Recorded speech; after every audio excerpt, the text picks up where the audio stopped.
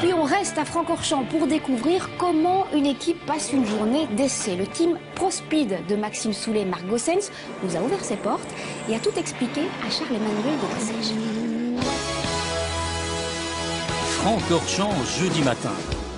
Pas de course au programme, et pourtant c'est l'effervescence sur le circuit. La plupart des teams du Blancpain Série se sont venus pour une journée d'essai en vue des prochaines courses. Parmi celles-ci, ProSpeed Compétition de Rudy Penders est présente pour peaufiner ces deux Porsche. On teste plusieurs au moins de réglages de l'aileron, de hauteur de caisse comme on dit. Parfois on change même quelque chose au niveau de l'alignement de roue pour voir que l'usure n'est pas trop agressive des pneus et des choses pareilles. Un travail fastidieux mais indispensable pour les pilotes qui construisent ainsi leur future victoire. Maxime Soulet doit régler la voiture dans les différentes conditions possibles. Un aller-retour continu entre la piste et le garage pour optimiser un maximum de paramètres.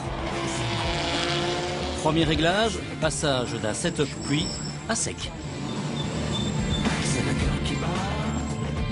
On va durcir beaucoup la voiture parce que bon, quand on roule sous la pluie pour avoir plus de grip et pour avoir plus de motricité, on essaye d'assouplir un maximum pour que la caisse bouge un peu plus, pour avoir plus de poids.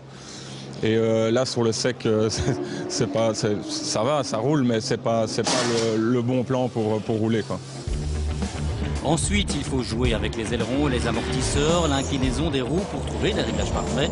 D'autres détails comme la consommation d'essence ou la pression des pneumatiques sont également capitaux.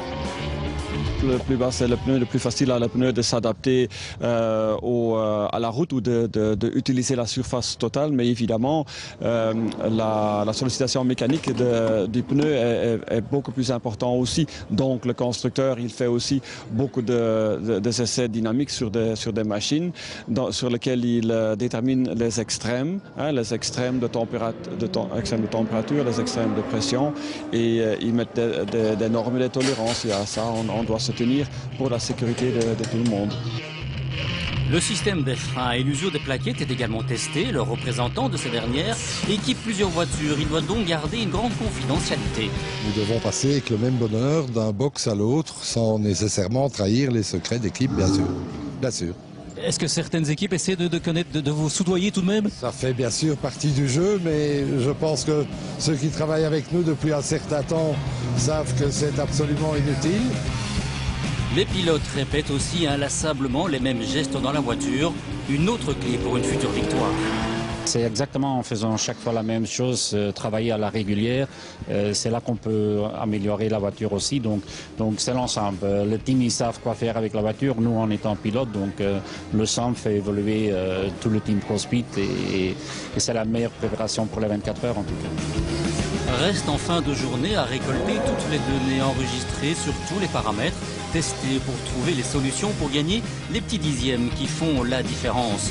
Un véritable travail d'équipe. Moi je ne dis pas fais ça, fais ça, fais ça, non je ne dis rien de ça. Je dis juste voilà la voiture elle fait ça et lui réfléchit et nous sort un truc magique de son chapeau pour que ça marche.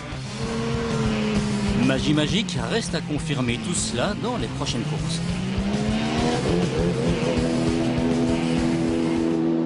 C'est ici que l'on se quitte. La semaine prochaine, ce sera le dernier numéro de la saison avant la pause estivale.